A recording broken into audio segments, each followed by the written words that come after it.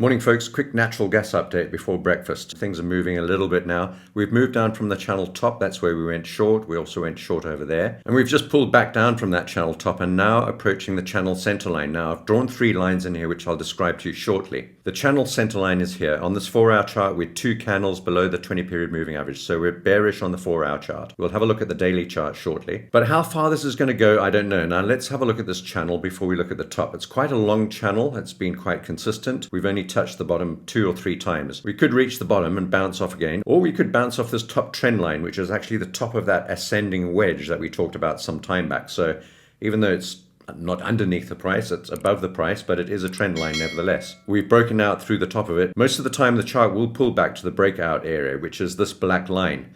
It's also the 50-period moving average on this 4-hour chart. And that price is at about 2.5, just above 2.5. If we were to go deeper, we'd have to get to the bottom of the channel and the 100-period moving average, which is catching up. And that would take us down to 2.4. It's even possible that we could get down to 2.2 or $2. Notice that the 200-period moving average on this 4-hour chart's at $2.53. Obviously, that will move up as the 100-period moving average will do too. So by the time we get there, if this price does come down, we could be at 2.2. I think 2.2 is my most favorite place to buy natural gas for a move up to $3 and then $3.40, 50, 60, or 75 later in the year. So what I've done is I've hedged 30% of my short position. In other words, I'm sort of slowly switching to the long side. I'll try and take off another 30, maybe 50% at 2.5, maybe just above 2.5 around here. And if we should get so lucky as a move down to 2.4, I'll take all of it off there and add some more longs for a move back up. As I said, we're aiming for $3 and then $3.40, 50, 60, or 75 later on in the year. So the reason I'm showing you this 4-hour chart is because I'll be watching the 4-hour candles very closely during the next few days. Last look at where we are now. I hope we can hold beneath this 20-period moving average.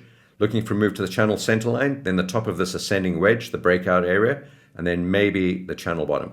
Let's have a look at the day chart. So this is the Henry Hub day chart. Clearly we've departed this previous fractal, which took so long to get off the bottom during that COVID period. So we're premature, we're early. That means we could actually pull back a little bit sharper than expected. Here's the 20-day moving average at this Fibonacci level at 2.24. We've also got this rollover gap bottom at 2.15 and the rollover gap top at 2.35, call it 2.4. So somewhere around about 2.4 to 2.2 is my favorite ultimate target. I'm not sure if we'll get there though. So I'm already starting to swing around to the long side and I'm hoping for a little bit lower to exit those final longs and to add the last positions on.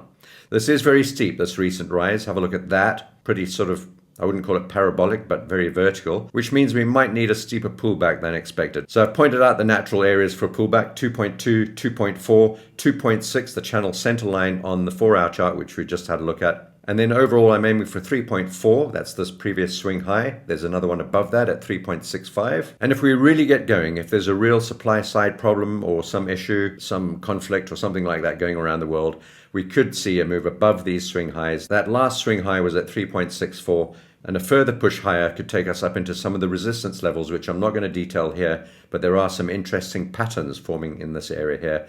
And of course, we've got these swing lows down here at about 4.7. So generally a very positive sign for natural gas, a nice takeoff. I think we may be thrashing around for a little bit. Don't get too bullish, too optimistic. So play this carefully. I'll see you on the other side. If you've enjoyed this video, I'd really like your subscription and at the very least, a thumbs up. Take care.